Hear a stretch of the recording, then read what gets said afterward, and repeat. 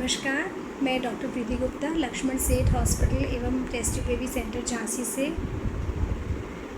मैं हमारी जो टीम है वो ऑलमोस्ट 10 साल से भगवान की कृपा से हमारे रिज़ल्ट्स इतने अच्छे आते हैं कि ऑलमोस्ट 80-90% पेशेंट्स को 1 साइकिल या 2 साइकिल में प्रेगनेंसी आ ही जाती है। कुछ पेशेंट्स ऐसे भी हैं जिनको 3rd साइकिल में आई, लेकिन पेशेंट्स ने पूरे विश्वास के साथ हमसे इलाज कराया और हार्डली 1% ऐसे होंगे जिनको प्रेगनेंसी नहीं आई होगी। लगभग 2011 से हम यहाँ पर अपने झांसी में ही सब कुछ कर रहे हैं। इसके लिए कहीं पेशेंट को बाहर जाने की ज़रूरत नहीं है, किसी भी शहर जाने की ज़रूरत नहीं है और IVF के पद्धति में कहीं भी भर्ती होने की ज़रूरत नहीं पड़ती है। और हमारे यहाँ अगर आप कंपेयर करेंगे किसी भी बड़ी सिटी से, तो जो भी फैसिलिटीज़ होती हैं IVF लैब में, वो सारी फैसिलिटीज़ अवेलेबल हैं। और अगर आप कॉस्ट कंपेयर करेंगे तो बाकी जगह से कंपैरेटिवली बहुत कम है। तो इसलिए हम चाहेंगे कि हम पूरे बुंदेलखंड में जितने भी लोग हैं, वो हमारी बिल्कुल प्रार्थना रहेगी और हमारी पूरी कोशिश रहेगी कि कोई भी माँ संतान सुख से विहीन ना रहे, कोई भी दाम्पत्य संतान सुख से विहीन ना रहे, क्योंकि माँ बनना एक अपने आप में एक अलग ही वो है। और आप दुनिया में किसी पे रिलाई कर पाए ना कर पाए, अपने बच्चों पे तो करते ही हैं। बच्चों के लिए माँ बाप इम्पॉर्टेंट होते हैं एंड लाइफ में हमेशा ये लगता है कि बच्चे बहुत ही इम्पॉर्टेंट चीज़ है। सो हमारी पूरी टीम का ये प्रयास रहेगा कि कोई भी संतान विहीन ना रहे। आज ये जो हम श्रृंखला चला रहे हैं, जिसमें हम आपको कुछ ना कुछ थोड़ा बहुत जानकारी देते हैं, उसमें बेसिक क्या जांचें होती हैं, कब हमें IVF सेंटर या कब हमें इनफर्टिलिटी सेंटर पे जाना चाहिए। IVF सेंटर और इनफर्टिलिटी सेंटर का मतलब ये नहीं होता है कि हम सीधे IVF करेंगे। बात सिर्फ ये होती है कि क्या इंडिकेशन है, प्रॉपर जांचें। क्योंकि मेरे पास बहुत सारे पेशेंट्स आते हैं जो कि बहुत जगह दिखाते रहते हैं, बहुत सारी दवाइयाँ खा के अपने अल्टीमेटली अंडे ख़त्म कर लेते हैं, जिससे कि हमारे पास एग डोनर लेने के अलावा और कोई तरीका नहीं बचता उनकी प्रेगनेंसी के लिए, उनको मातृत्व सुख देने के लिए। इसलिए आप ये समझना ज़रूरी है कि हमें कब डॉक्टर से मिलना चाहिए। तो हम लोग एक basic step by step he treatment करते हैं। ऐसा कुछ नहीं होता कि सबका IVF होता है, और ऐसा बिल्कुल भी नहीं है कि IVF हमेशा लास्ट चीज़ है। IVF जिसमें अगर इंडिकेशन है, जिसमें अगर मान लीजिए कुछ इंडिकेशन ऐसे हैं जिनमें कि और कोई पॉसिबल ही नहीं है, तब फिर IVF करना मजबूरी होता है, चाहे कोई भी एज हो।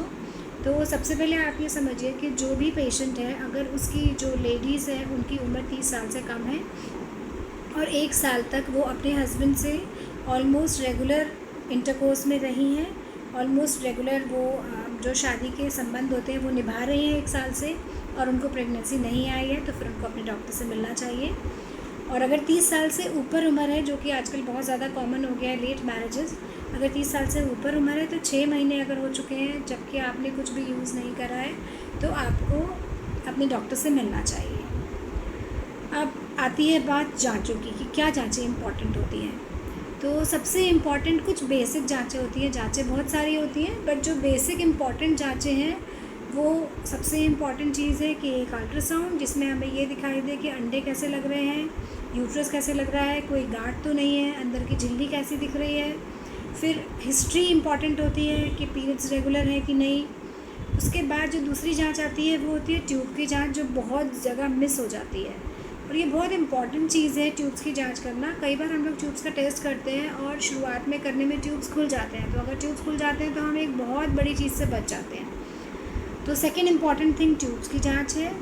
थर्ड इज़ कि अगर हमें अंडे कम लग रहे हैं या ज़्यादा लग रहे हैं, या मासिक जो धर्म है वो उसका इरेगुलर है, तो एक एंटी मुलेरियल हार्मोन होता है, हम इसका टेस्ट करते हैं, जिससे हमें पता पड़ता है कि ओवेरियन रिजर्व कितना है, मतलब कि आपके अंदर कितने अंडे हैं।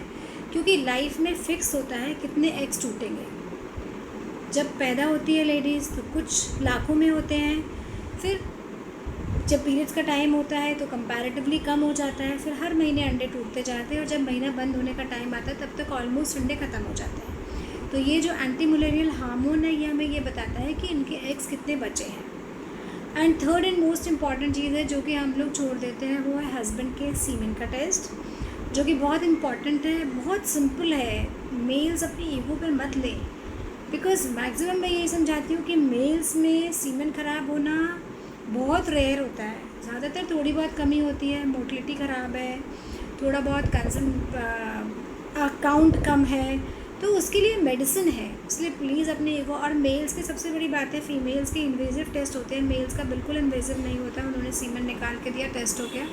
तो प्लीज़ अपना टेस्ट ज़रूर कराएं, और हम कोशिश करेंगे कि हम जो भी सही डायरेक्शन में चीज़ें हैं वो करते रहें। और हमारा बुंदेलखंड हमें काफ़ी 2-3 साल पहले ही best IVF centre of Bundelkhand का अवार्ड मिला था। और हमारी पूरी ये कोशिश रहती है कि जो भी मिनिमम चार्जेस हों, जो कि बहुत एकदम, क्योंकि आईवीएफ में हर चीज़ महंगी आती है, सब कुछ बाहर से आता है, नथिंग इज़ इंडियन फ़िलहाल। जो भी मीडिया आता है, जो भी इंजेक्शन्स आते हैं, जो भी आईयूआई कैथेटर आता है, तो जो भी मिनिमम चार्जेस होते हैं उसमें हम करने की कोशिश करते हैं, जो कि मेट्रो सिटीज़ से काफ़ी कम होते हैं। तो हम पूरे लक्ष्मण सेठ आईवीएफ सेंटर और टेस्ट ट्यूब बेबी की टीम से मैं ये कोशिश करूँगी कि पूरा बुंदेलखंड में कोई भी संतान विहीन ना रहे। Thank you.